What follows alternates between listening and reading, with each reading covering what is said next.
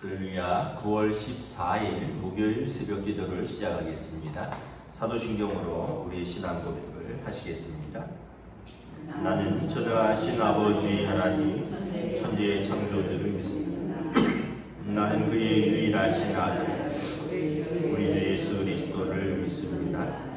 그는 성령으로 잉태되어 동정녀 마리아에게서 나시고 본디오 빌라도에게 고난을 받아 십자가에 못 박혀 죽으시고 장사된 지 사흘 만에 죽은 자 가운데서 다시 살아나셨으며 하늘에 오르시어 전능하신 아버지 하나님 우편에 앉아 계시다가 거기로부터 살아있는 자와 죽은 자를 심판하러 오십니다. 나는 성령을 믿으며 거룩한 공교회와 성도의 교제와 죄를 용서받는 것과 몸의 부활과 영생을 믿습니다. 아멘. 찬송가 27장 찬양하시겠습니다.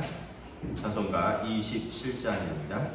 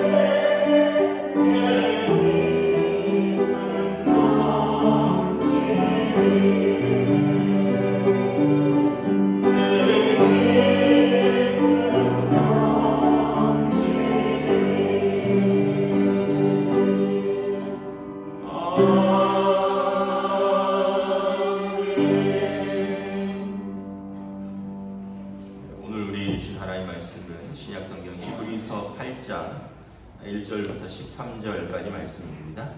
히브리서 8장 1절부터 13절까지 말씀입니다. 말씀입니다. 다 찾으신 줄 알고 저와 여러분들이 한 절씩 교도하도록 하겠습니다. 히브리서 8장입니다.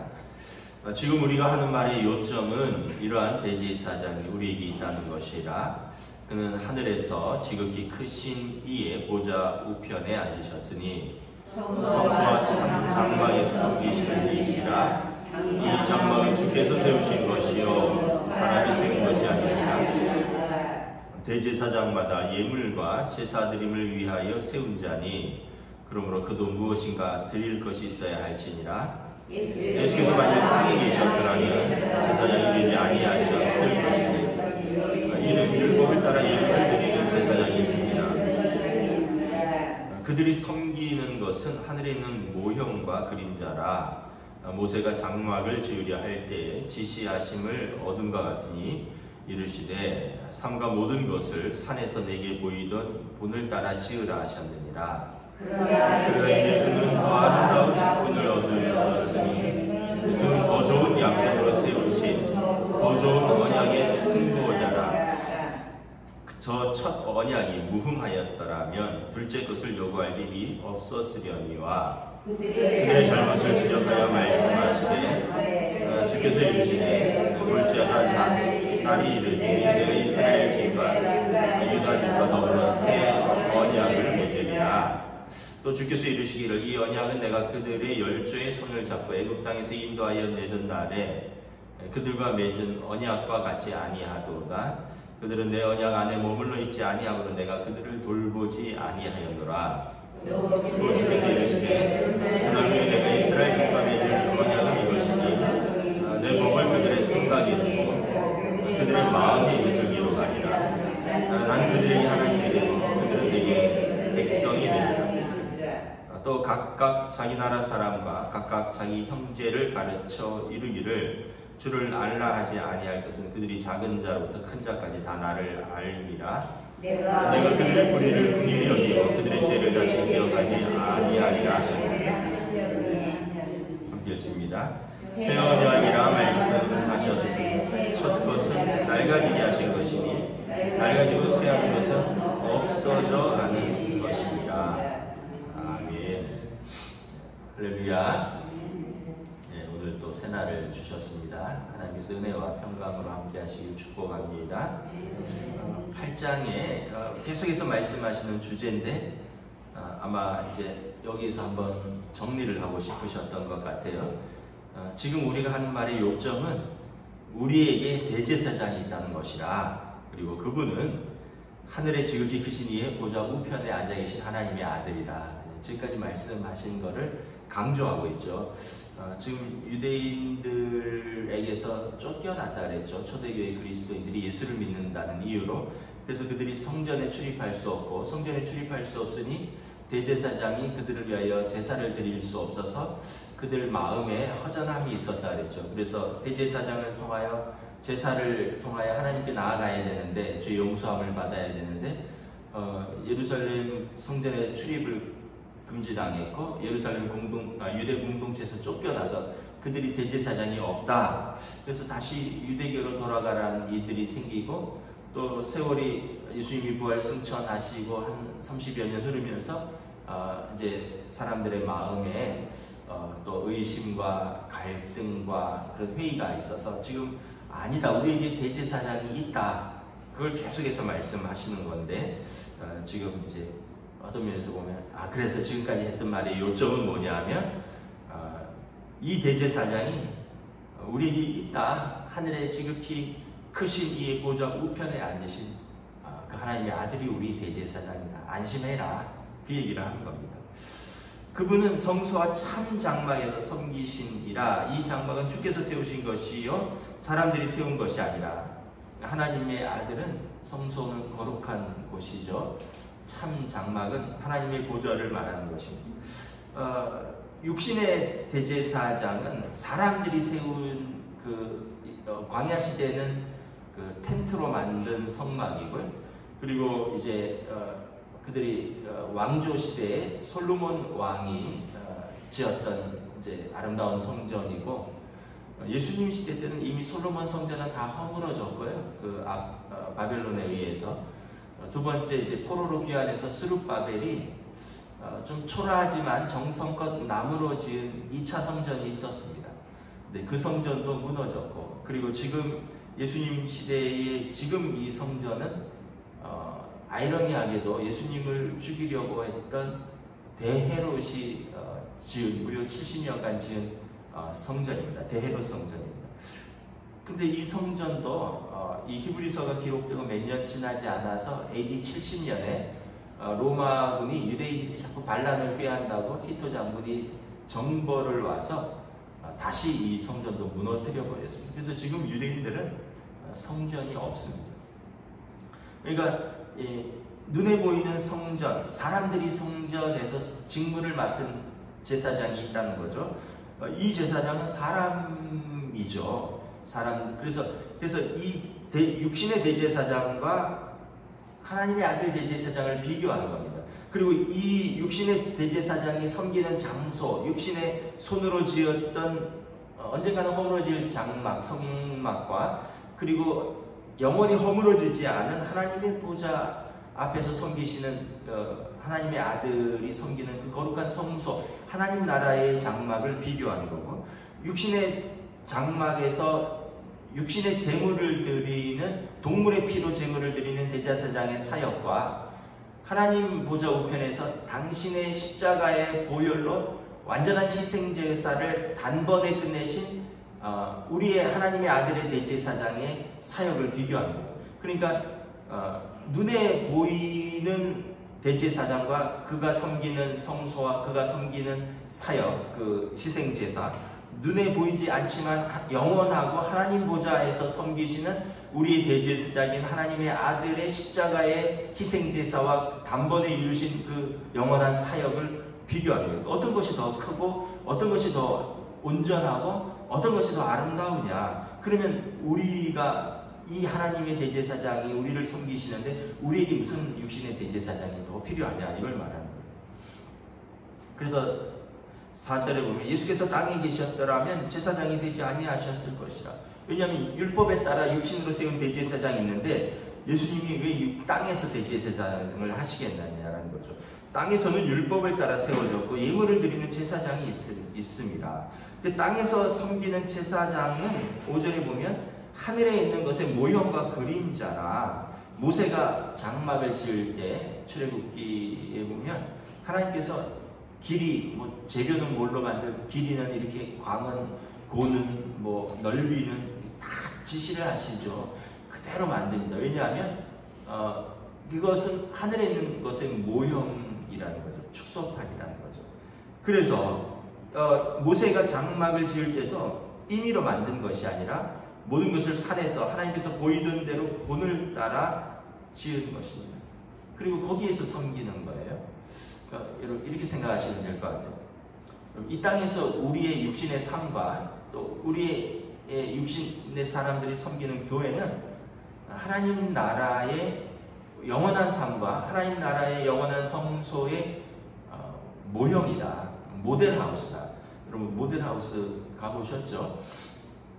저도 처가적으로 휴가 갔다가 그때 한참 휴가지 옆에 모델하우스가 하나 덩그렇게 세워져 있어서 평생 한 번도 집 구경을 가본 적이 없다가 휴가지니까 한번 덜레덜레 구경을 한번 가봤어요. 근데 밖에서는 그냥 네모 반듯하게 그냥 지어졌는데 들어가니까 집하고 똑같이 생겼더라고요. 집하고 똑같이 생겼고 아마 그 집보다 더 좋게 꾸며놓은 것 같아요. 그 지방 브랜드 아파트 분양 모델하우스인데도 안에 들어가니까 화장실, 거실, 조명, 에어컨, 주방 다 있더라고요. 그래서 좀 신기하더라고요. 아니 여기서 사람이 살 게 아닌데 어떻게 이렇게 똑같이 만들어놨을까? 그런데 이제 앞으로 지어질 단지의 계약을 위해서 사람들이 와서 보고 A형은 이렇습니다, B형은 이렇습니다. 그러면서 자기가 분양 신청을 하는 거예요. 그래서 사람들이 모델하우스를 보고 내가 앞으로 사야 될 집, 내가 앞으로 살아야 될 집은 이렇게 생겼겠구나. 그래서 그 집을 보고 선택을 하는 거죠. 근데 여러분 그 실제 집이 지어지면 어떻게 될까요? 모델하우스는 철거되는 거죠. 그거는 그냥 컨테이너 박스처럼 뭐 가건물로 지은 것이죠. 단지 사람들에게 보여주기 위한 것이고 실제로 거기서 살 건 아니에요. 어떤 면에서 여러분 우리 육신의 이 땅에서의 삶 그리고 이 땅에서의 그 성전 교회는 어떻게 보면 모델하우스 같다고 생각되는데, 모델하우스는 우리가 아까 말씀한 그냥 일시적으로 보여주는 것이지 영원히 사는 곳이 아니라 그랬잖아요. 우리 육신에서의 이 땅에서의 삶은 영원한 하나님 나라의 삶을 우리가 미리 연습하는 겁니다. 여러분, 우리가 하나님 나라에서 영원한 우리의 삶은 얼마나 될까? 알 수 없죠. 영원이라는 시간을 우리가 짐작할 수 없잖아요. 그런데 영원이라는 시간을 짐작할 수 없는데 우리 시간은 짐작할 수 있죠. 왜냐하면 우리보다 먼저 오시는 분도 있고 우리보다 먼저 가시는 분도 있고 또 이렇게 왔다 갔다 하시는 인생들 속에서 우리는 유한하구나. 때가 되면 나도 가는구나. 그런데 두려워하지 않는 것은 더 좋은 영원한 본향에서 영원한 삶이 있다는 거죠. 그래서 지금 이 땅에서 살면서 그렇게 막 싸우고 미워하고 뭐 성공하려고 막 바락바락 그러면서 다른 사람을 짓밟고 할 필요가 없다는 거예요. 왜냐하면 믿음으로 우리에게 영원한 삶이 약속되어서 그 하나님 나라의 삶을 미리 연습하는데, 여기서 살면서 뭘 그렇게 미워하고 뭘 그렇게 싸우고 뭘 그렇게 짓밟고 그 영원한 하나님 나라 가서 연습한 대로 살아야 되는데 거기 가서 여러분 부끄럽게 어떻게 살려고 그러세요? 그리고 또 영원한 하나님 나라가 있다면 이 땅에서 나 모델하우스에서 계속 살 거야 막 이러면서 안 나가면은 그것도 우습겠죠. 우리를 위하여 얘기된 요한복음 14장에 예수님께서 너희는 하나님을 믿으니 마음에 근심하지 말라. 너희는 마음에 근심하지 말라. 하나님을 믿으니 또 나를 믿으라. 내 아버지 집에 너희를 영원한 처소가 있도다. 내가 너희를 보다 먼저 가서 그 거처를 예비하고 너희를 영접하겠다. 그래서 내가 길이요 진리요 생명이니 나로 말미암지 않고는 아버지께로 올 자가 없느니라. 그래서 믿음으로 예수님께 나아가는 자는 하나님 나라에 예수님께서 이미 예비한 거처에 우리의 집이 있다라는 거예요. 그래서 우리가 지금 그냥 모델하우스에서 살고 있는 거예요. 그리고 영원한 하나님 나라에 우리 집이 있대요. 그러면 또 되게 위로가 되죠. 뭐 이 땅에서 집이 없는 사람도 있을 거고, 또 이 땅에서 집이 좀 누추한 분들도 있어서 마음이 상한 분들도 있을 거고, 막 2년마다 이사 다니고 뭐 이러면 또 어렵잖아요. 그런데 이 모델하우스는 이 땅에 거하는 동안만 거하는 임시 처소요. 우리는 나그네 인생이고, 그리고 우리가 우리의 본향에 영원한 내 집이 있다. 예수님의 이름으로 우리를 위하여 거처한 내 집이 있다. 그리고 우리가 이 땅에서 예배드리는 것은 하나님 나라에서 예배드리는 걸 연습하는 거예요. 그 하나님 나라에서는 하나님을 그 요한계시록에 보면 보좌에 앉아 계시고 그 옆에 12장로들과 12사도들이 구약의 12지파의 장로들, 신약의 12사도들이 이렇게 앉아있고 그 주변으로 순교자들의 무리들이 앉아있고 그 주변으로 다 무수히 많은 성도의 무리가 앉아있습니다. 그러니까 이 요한계시록에 보면 순서가 있어요. 하나님의 보좌에서 가까운데 24장로들이 있는 거예요. 12장로와 12사도들이 있고, 그 다음에 순교자들이 있고, 그 다음에 무수히 많은 믿음의 성도들이 하나님을 찬양하는데 많은 물소리와 같이 그들의 찬양 소리가 많은 물소리처럼 들리더라. 요한 사도가 환상을 보는데 거룩거룩하다 만군의 여호와여 찬송을 하는데 많은 물소리. 여러분 그 막 폭포가 떨어질 때 그 장엄한 물소리처럼 하나님 나라의 환상을 보는데 성도들의 찬양 소리가 그렇게 장엄하게 들리더라는 거예요. 그리고 여러분 이 땅에서 우리가 예배드릴 때 그 하나님 나라의 영원한 보좌 앞에 갔을 때 연습하는 거예요. 그러니까 이 땅에서도 열심히 찬양하셔야 돼요. 여기서 입 꾹 다물고 있다가 거기 가서 입이 잘 떨어지겠어요? 여러분 이 땅에서 열심히 예배드려야지. 이 땅에서는 그냥 띄엄띄엄 불성실하게 예배드리다가 그 하나님 나라에서 매일같이 예배드려야 되는데 여러분 그 생수에서 어떻게 하시려고요? 이 땅에서의 모든 삶은 하나님 나라의 연습이다. 그래서 이 땅에서도 잘 살아야 되고 성실하게 살아야 되고 믿음으로 살아야 되고 충성하면서 살아야 되고 인내하면서 살아야 되고, 왜냐하면 하나님 나라에 들어가려면 이 모든 과정을 다 온전히 밟아야 되기 때문에 그렇다라는 거죠. 그래서 이 땅의 것은 오늘 보면 하나님 나라의 본을 따라 지은 모형이라는 거예요.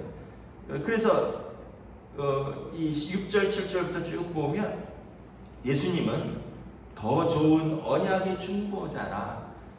첫 언약이 무흠하였더라면 새 언약, 둘째 언약이 요구될 일이 없었는데, 첫 언약은 그 출애굽기 19장에서 보면 모세가 하나님과 언약을 맺죠. 그래서 하나님께서 율법을 주시면서 너희가 이것을 순종하면 나는 너희 하나님이 되고 너희는 내 백성이 되리라.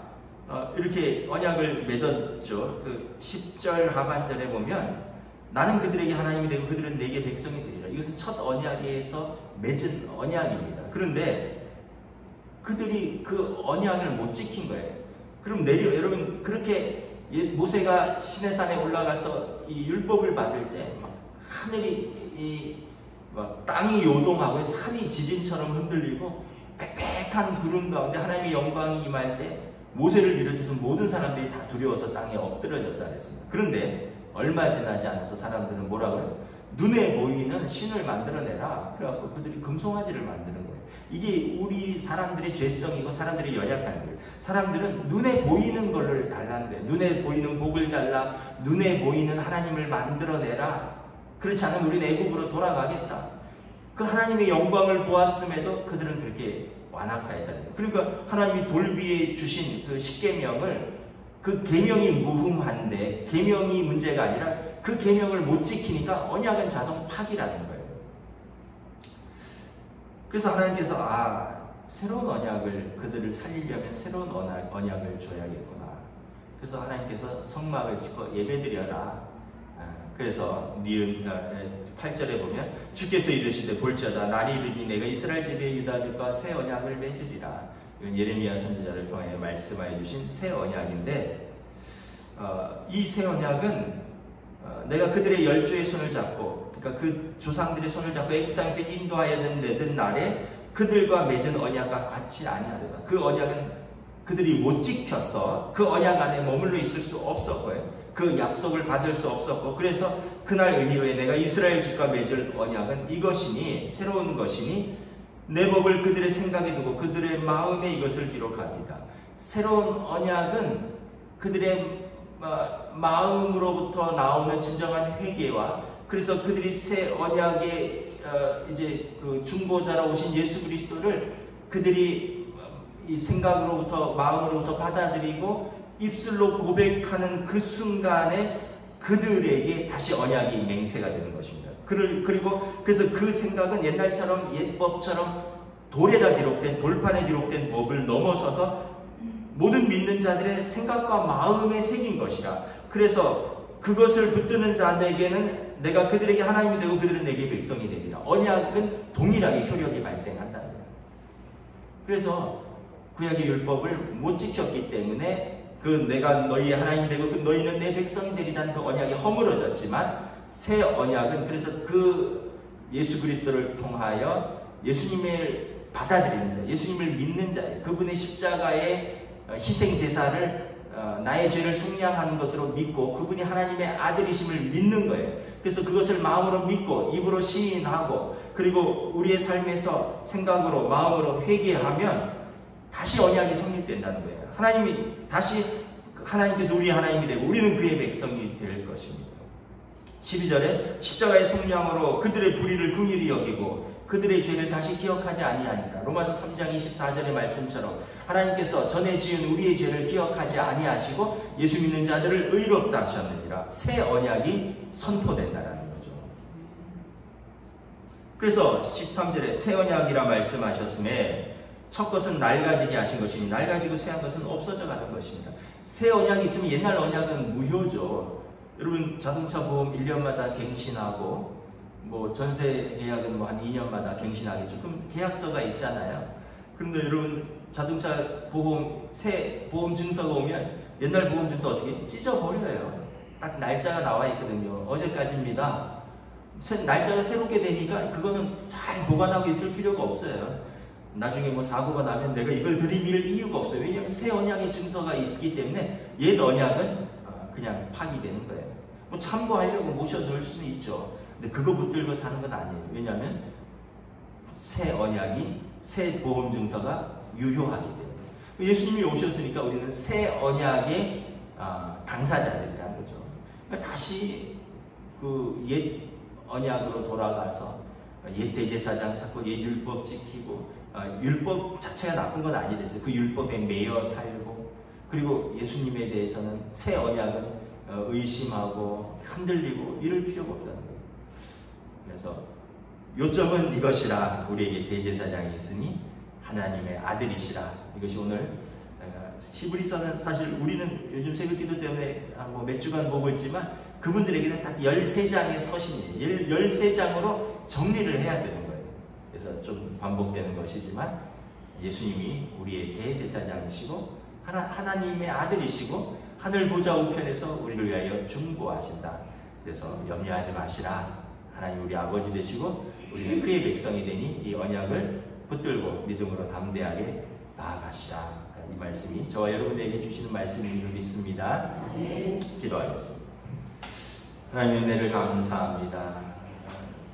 우리 육신의 삶에서도 어떻게 보면 그림자가 있고 실체가 있고 또 모델하우스가 있고 또 진짜 집이 있는 것처럼 이 땅에서의 모든 것들은 하나님 나라의 본향의 실체의 그림자고 모형이고 연습이라 하셨습니다.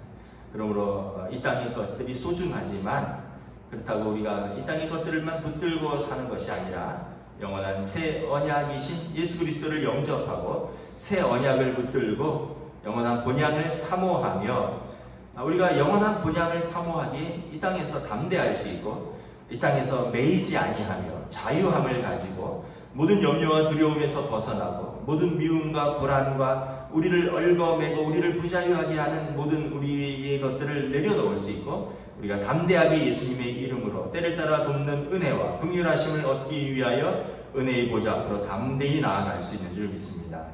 오늘도 이 예수님의 이름으로 우리 믿음의 삶을 살며 우리의 소명을 바라보며 또 우리에게 주신 삶과 사람들을 사랑하며 사랑하는 성도들에게 성령님 은혜 베풀어 주시고 인도하여 주시옵소서. 감사를 드리오며 우리 주 예수 그리스도 이름으로 기도드리옵나이다. 아멘. 하늘에 계신 우리 아버지 이름을 거룩하게 하시니 아버지 나라가 오게 하시니 아버지의 뜻이 하늘에서와 같이 땅에서도 이루어지게 하소서. 오늘 우리에게 일용할 양식을 주시고 우리가 우리에게 잘못한 사람을 용서하여 준 것 같이 우리 죄를 용서하여 주시고 우리를 시험에 빠지지 않게 하시고 악에서 구하소서. 나라와 권능과 영광이 영원히 아버지의 것입니다. 아멘.